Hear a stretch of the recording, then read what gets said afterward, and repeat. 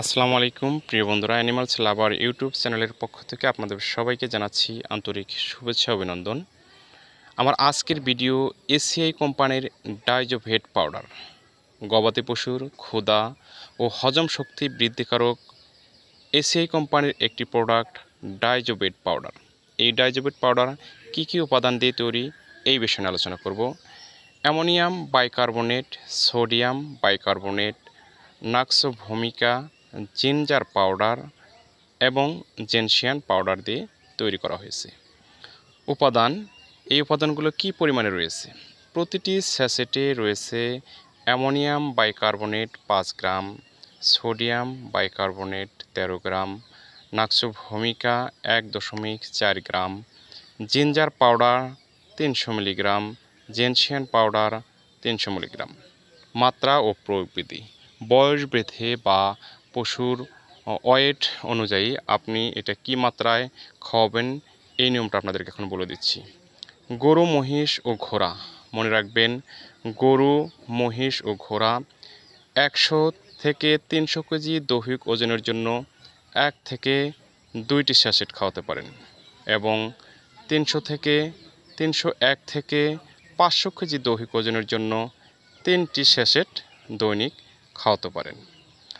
বাছুর, ছাগল ও ভেড়া 15 থেকে 25 কেজি দৈহিক ওজনের জন্য একটি প্যাকেটের 4 ভাগের 1 ভাগ খাওয়াতে পারবেন। বাছুর, ছাগল ও ভেড়ার জন্য 15 থেকে 25 কেজি দৈহিক ওজনের জন্য একটি প্যাকেটের 4 ভাগের 1 ভাগ দৈনিক একবার খাওয়াবেন।